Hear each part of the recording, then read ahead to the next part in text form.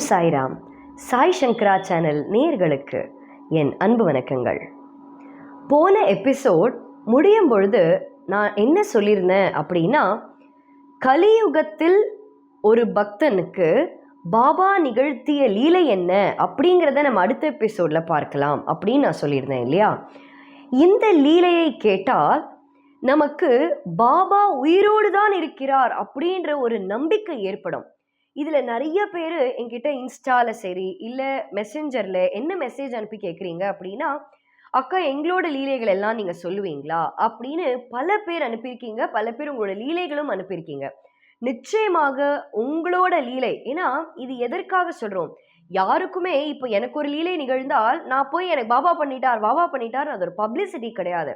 நமக்கு பாபா நிகழ்த்திய லீலை எதற்காக நம்ம மற்றவங்களுக்கு சொல்கிறோம் அப்படின்னா, அவங்களுக்கும் நம்பிக்கை அப்படின்னு ஒன்று ஏற்படும். ஏன்னா வாழ்க்கையில் எல்லாருக்கும் அப்ஸ் அண்ட் டவுன்ஸ் அப்படின்னு இருக்கும்.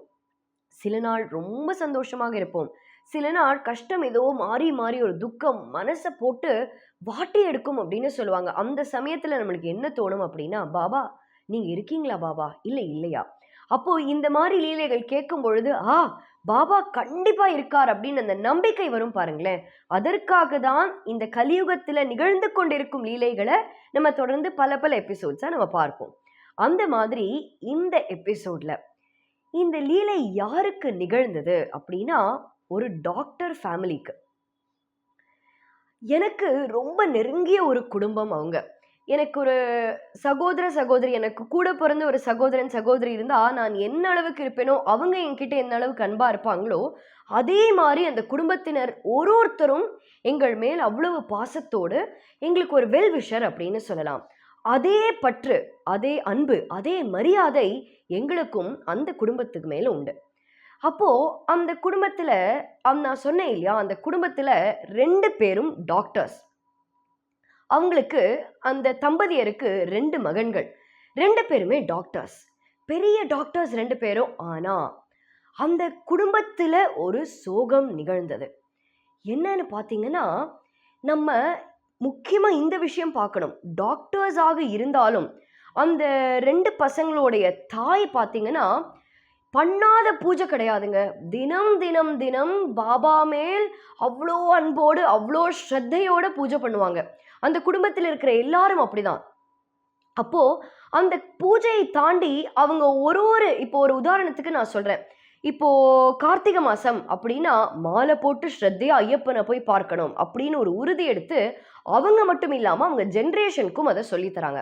இப்போது பாபா அப்படின்னா விஜயதசமி அன்னைக்கு பாபாவை மனசார கும்பிடணும், தினம் தினம் பூஜை பண்ணுவாங்க. ஒரு நாள் கிழமை ராமநவமி அப்படின்னா பாபாவை ரொம்ப கோலாகலமாக கொண்டாடுறது, அந்த மாதிரி ஒரு வழக்கம் உண்டு. நான் சிம்பிளாக சொல்லணும் அப்படின்னா அதீத பக்தி உள்ள ஒரு குடும்பம். அந்த குடும்பத்தில் அந்த தம்பதியர் சொன்னேன் பாருங்களேன், அந்த தம்பதியருக்கு தான் 2 மகன்கள். இது ஒரு பிரைவசிக்காக நான் அவங்க பேரை சொல்லாமல் இருக்கேன், அவ்வளவுதான். இப்போது நான் உங்களுக்கு புரியறதுக்காக சொல்கிறேன். அந்த தம்பதியருக்கு 2 மகன்கள். அதில் அந்த தம்பதியர் சொன்னேன் பாருங்களேன், அதில் அந்த கணவருக்கு நிகழ்ந்த சோகம்தான் நம்ம இந்த எபிசோடில் பார்க்க போகிறோம். அவர் ஒரு பெரிய பொசிஷனில் இருக்கார். ஆனால் திடீர்னு ஒரு நாள் என்ன பண்ணார் அப்படின்னா, அந்த பெரிய பையன்கிட்ட சொல்கிறாராம், அப்பா எனக்கு ரொம்ப நெஞ்சு வலிக்கிற மாதிரி இருக்குப்பா, எனக்கு என்னமோ ஒரு அன்கம்ஃபர்டபுளாக இருக்குது, நீ என்னால் என்னை செக்கப் பண்ணிடுப்பா அப்படின்னு சொல்லி, அவங்க 2 பேருமே 2 குழந்தைங்களும் டாக்டர்ஸ் தானே. அதனால அந்த பெரிய பையன் என்ன பண்ணுறார் அப்படின்னா, உடனடியாக அவரை கூட்டிகிட்டு போய் செக் பண்ணும்பொழுது இல்லை, அவரை அட்மிட் பண்ணணும் அப்படின்ற ஒரு சூழ்நிலை வருது. அதனால சென்னையில் ஒரு பெரிய மருத்துவமனையில் அவரை அட்மிட் பண்ணுறாங்க. அட்மிட் பண்ணி அவருக்கு ட்ரீட்மெண்ட் போயிட்டே இருக்குது. நாட்கள் கடந்து போக போக போக தோராயமாக ஒரு 2 நாட்கள் கழித்து என்ன செய்தி வருது அப்படின்னா, அவர் எல்லாமே நல்லா ரெஸ்பாண்ட் பண்ணுறார், நம்ம இந்த மெடிக்கேஷன் தொடர்ந்து கொடுத்துட்டே இருப்போம், அவர் இன்னும் 2 நாளில் டிஸ்சார்ஜ் பண்ணிடலாம் அப்படின்ற ஒரு சூழ்நிலை. சரி அப்படின்னு சொல்லி அந்த குடும்பத்தினர் எல்லாருமே சந்தோஷமாக இருக்காங்க. அவரை ஹாஸ்பிட்டலில் சேர்த்துட்டாங்க அப்படின்னு சொன்ன உடனே ஒரு நாளும் நான் பாபா கிட்ட பண்ணாத பிரார்த்தனை கிடையாது. எங்கள் குடும்பம் முழுக்க அவர் நல்லபடியாக திரும்ப வரணும் அப்படின்னு நாங்கள் எல்லாருமே பிரார்த்தனை பண்ணோம். இதில் என்ன ஆச்சு அப்படின்னா, தோராயமாக ஒரு 3வது நாள் 4வது நாள் காலையில் என்ன ஆகுது அப்படின்னா, நான் மனதார பிரார்த்தனை பண்ணிட்டு இருக்கும் பொழுது எனக்குள்ள யாரோ ஒருத்தர் சொன்ன மாதிரி எனக்கு ஒரு குரல் கேட்கறது. என்ன குரல் அப்படின்னா, ஸ்தவன மஞ்சரியை விடாமல் பாராயணம் பண்ணு அப்படின்னு. இப்போ இந்த குரல் யாரு அப்படின்னு நீங்க சொல்லுவீங்க? வேறு யாரும் இல்லை, நம்மளோட பாபா.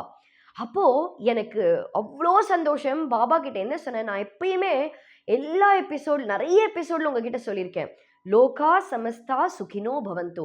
இந்த லோகத்தில் இருக்கிற ஒருத்தரும் நல்லா இருக்கணும் நம்ம மனதார பிரார்த்தனை பண்ணோம் அப்படின்னா, நம்மளும் சரி, நம்மளுடைய குடும்பமும் சரி, நம்மளுடைய குழந்தைகளும் சரி, நிச்சயமாக பாபா இவங்க எல்லாரையும் தலைமுறையாக பாபா பார்த்து கொள்வார் அப்படின்னு நான் சொல்லுவேன் இல்லையா. அந்த மாதிரி நான் சொன்ன மாதிரி அவங்கள என்னோட குடும்பத்தினர் மாதிரி தான் நான் பார்க்குறேன். இருந்தாலும் அவங்களுக்காக பாபா பிரார்த்தனை பண்ண சொல்றாரே, நம்ம இது நிச்சயமாக பண்ணணும் அப்படின்னு ஸ்தவன மஞ்சரியை விடாமல் தொடர்ந்து பாராயணம் பண்ணிக்கொண்டே இருந்தேன். எத்தனை முறை அப்படின்னா, தோராயமாக ஒரு 3 முறை தொடர்ந்து பாராயணம் பண்ணியிருப்பேன். ஸ்தவன மஞ்சரி முழுக்க பாராயணம் பண்ணியாச்சு. அதுக்கு பிறகு நான் ஒரு பிரேக் எடுத்துக்கலாம் அப்படின்னு சொல்லி அந்த பிரேக் எடுத்து நான் என்னோட ஃபோனை பார்க்கும் பொழுது, அவங்க கிட்டேருந்து கரெக்டாக நான் ஃபோன் பார்க்கும்பொழுது ஒரு ஃபோன் வருது. என்ன அப்படின்னா, அந்த குடும்பத்தினர் சொல்கிறாங்க, எங்களோட அப்பா தவறி போயிட்டார் அப்படின்னு.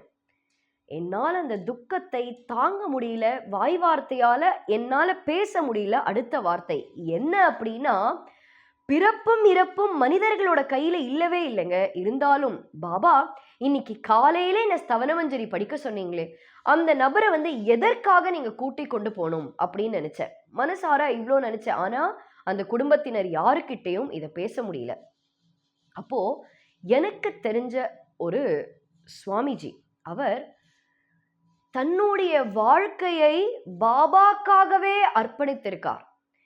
அவர் எப்படின்னா, பாத யாத்திரையில இந்த சக்தி பீடங்கள் முழுக்க பார்க்கணும் அப்படின்னு போறார்.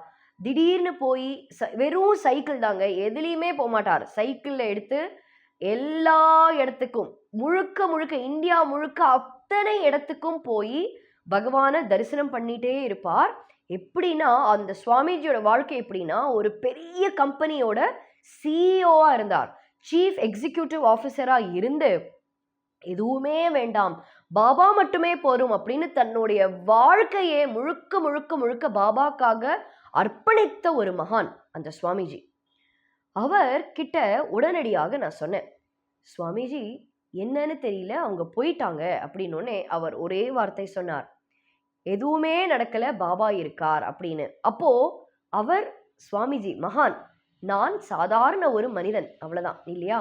அப்போ ஒரு சாதாரண பக்தியாக எனக்கு என்ன தோணும், அவர் இறந்து போயிட்டார்னு சொல்றாங்களே, சுவாமிஜி என்னமோ இல்லை ஒண்ணுமே ஆகாது, பாபா இருக்காருன்னு சொல்றாளே, ஒண்ணுமே புரியல அப்படின்னு என் மனசுல அந்த குழப்பம் ஓடிக்கொண்டே இருந்தது.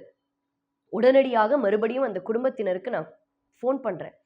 ஃபோன் பண்ணோன்னே அழறாங்க, என்னுடைய தந்தையார் தவறி போயிட்டார் அப்படின்னு. இது பாபா, இது ஏத்துக்க முடியாத விஷயம். நிச்சயமாக சாய் பக்தரை பாபா கைவிட மாட்டார், அது நம்ம எல்லாருக்கும் தெரிந்த ஒரு விஷயம். ஆனா என்னடா இப்படி ஆச்சே அப்படின்னு அதை பத்தி அந்த நியூஸ் வந்தது. அவங்க வீட்டிற்கு போகணும், மருத்துவமனைக்கு போகணும், எனக்கு எதுவுமே தோணல. ஒண்ணு பாபா மேல இருந்த அபரிவிதமான நம்பிக்கை, அந்த ஸ்தவன மஞ்சரியை தொடர்ந்து பாராயணம் பண்ண ஆரம்பிச்சேன். 4வது முறை 5வது முறை இது பாராயணம் பண்ணிட்டே இருக்க இதே சமயத்துல ஹாஸ்பிட்டல்ல ஒரு சம்பவம் நடக்கிறது. அந்த சம்பவத்தை கேட்டீங்கன்னா, உண்மையாகவே இந்த மாதிரி எல்லாம் நம் வாழ்க்கையில நடக்குமா அப்படின்னு நம்ம எல்லாரும் கண் கலங்கி போயிடுவோம், பிரமித்து போயிடுவோம். நான் சொல்றேன் பாருங்க, டாக்டர்ஸ் தான், அந்த குடும்பமே டாக்டர் ஃபேமிலி தான். அவங்க நினைச்சா காப்பாத்தலாம் அப்படின்னு நம்ம நினைக்கிறோம். ஆனா இதுலேருந்து நம்ம தெரிஞ்சுக்கிற விஷயம் என்ன, மனிதன் நினைச்சா ஒரு விஷயத்த பண்ண முடியுமா அப்படின்னா கிடையாது. தெய்வம் நினைக்கணும், இந்த விஷயத்தை நடக்கணும், இந்த விஷயத்தை நான் நிகழ்த்தணும், ஒரு லீலையாக நிகழ்த்தணும் அப்படின்னு பகவான் நிர்ணயம் பண்ணா மட்டுமே அந்த விஷயம் நமக்கு நடக்கும். அதே மாதிரி அந்த ஹாஸ்பிட்டல்ல ஒரு விஷயம் நடந்தது. எப்படின்னா, டாக்டர் கைமீறி நடந்த ஒரு சம்பவம். அது என்ன அப்படிங்கிறத நம்ம அடுத்த எபிசோட்ல பார்ப்போம். நன்றி, வணக்கம், ஓம் சாய்ராம்.